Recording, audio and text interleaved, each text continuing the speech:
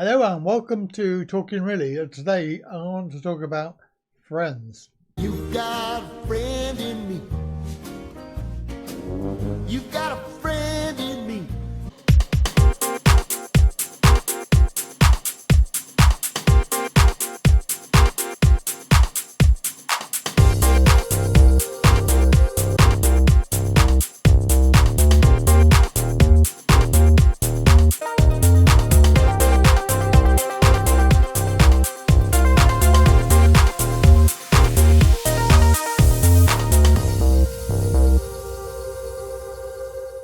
What we're not talking about is people that you know in your general circle of friends.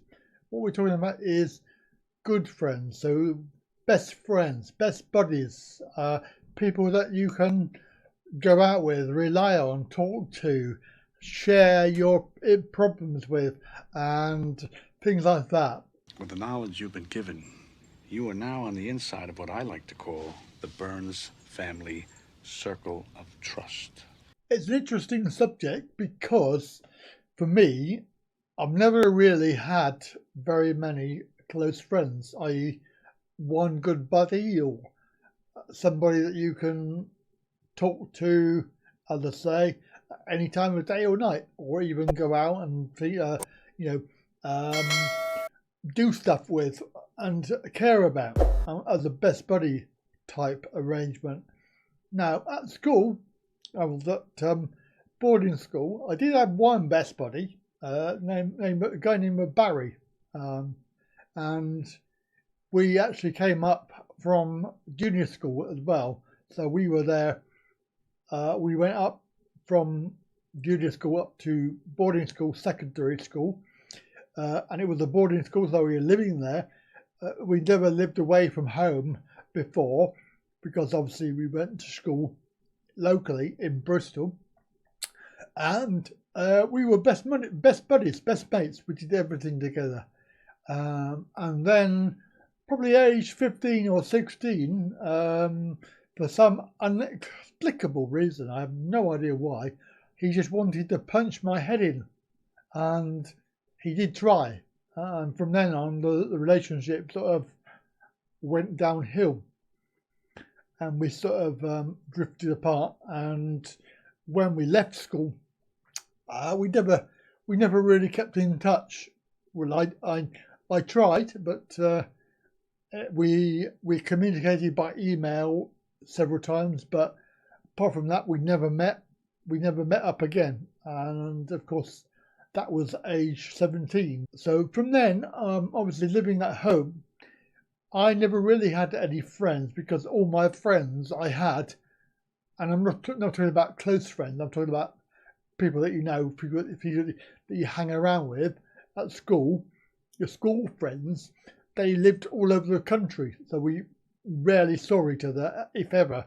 I have met a few of them subsequently when we had a get-together in London. However, that was like once or twice in 50 years. Living locally, I didn't really know anybody, and I never really got into it, but I did have people that I knew, so friends, but no close friends. I had people that I knew because I was CB radio enthusiast, and I had friends who were also on the CB radio, but there was nobody special. I used to go out with people. They used to invite me to go to, I went to a nightclub with my friend, but she was working in the same office as me, and her boyfriend obviously invited me to go to a nightclub several times, and the boyfriend used to help me out with the DJing, the disco that I'd ran. From there, you have work friends, you have work colleagues, you have people that you know. I've got a lot of friends that are friends because I teach Tai Chi, martial arts, whatever, and I class them as friends because even though they are customers, they are students, they're still people that you know. So they are friends, not enemies. They're not people that hate you, unlike some of the idiots on the internet who hate you for no reason. Over the years, being now 58, I haven't really had any close friends, and they come and go. I did have a close friend who developed. He was a blogger making travel videos, and somehow we sort of clicked. And for 6 months or so, we spoke every day on the phone. We were on the internet together, and it was a really good, a good time. I could tell him anything, he could tell me anything. Yeah, we both had Thai wives. We both made videos. We both went to Thailand. We had a lot in common, and it was a really good time. And then all of a sudden, something happened. I think I suddenly became unuseful. I became obsolete. He found new friends who could do things or give him things that he wanted. And now I realised that typically I was used again. I've been used. And I can tell you that this is probably why I have no close friends, because fear of being abused and sort of let down and being used. Definitely, I do agree with the fact that the guy moved on, and then even I heard that he had been talking about me in a negative way to lots of other people, which was a very sad thing to do, because I've never talked about anybody, even if the worst comes to the worst, and we fall out. I don't see that it's right that people should talk about other people behind their back. Keep it to yourself. Now, in between all of that, between school and this latest friend, I had obviously a martial arts club, and I had a close friend who was also a student, and he offered to help me set up a business, set up a martial arts centre, which we did, and it was a year in the making. We were all, him and his wife, and me and my wife at the time, we were all equal partners. We put money into it with shares, and we were all equal.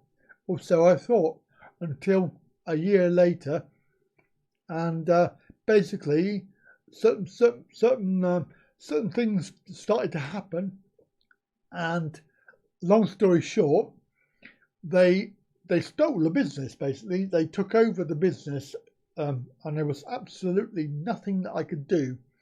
They basically set up a new company and changed the building, the signs, building a lease as well. They took over the lease.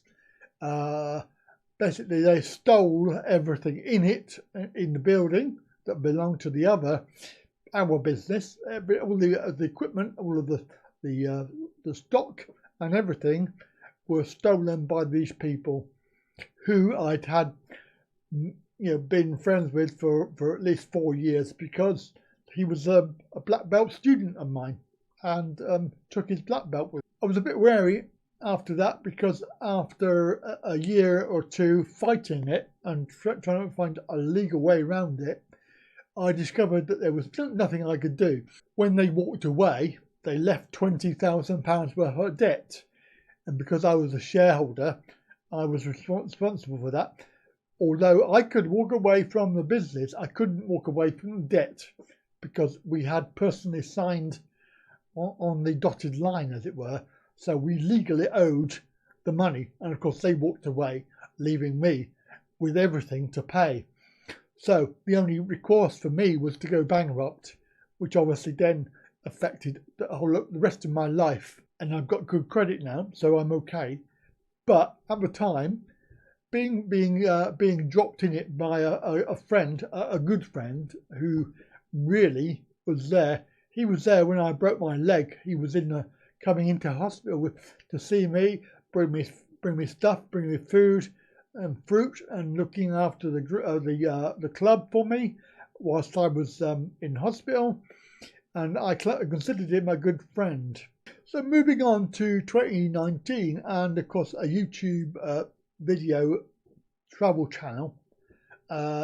Some people think that they want to try and be more than just a subscriber. That's fair enough, and I don't mind that. That's what we have Patreon payments for. However, it's still a business arrangement. You know, they're paying to be a subscriber and be a supporter financially of the channel that I'm trying to grow. And of course, they do get privileges. They can talk to me. We often I often talk to a lot of the subscribers on email and also video, some of them. So there is a friendship there. And of course, one or two of them people have come through to become more than just basic subscribers and Patreons. They have become friends. So I'm just wondering if anybody, how many good friends do you have? How many close friends do you have? And do you have similar problems? Because I don't know what it is or what the reason is. Maybe it's just me. Maybe it's just the way I am. But I am very trusting of people. I let them get close to me, and then I find that quite often they do the shit on me, and I'm the one that's left holding the baby, or metaphorically speaking, of course. So please comment below, let me know what you think. That's all I wanted to say today. So thanks for watching, and treasure your friends when you have them. Bye for now.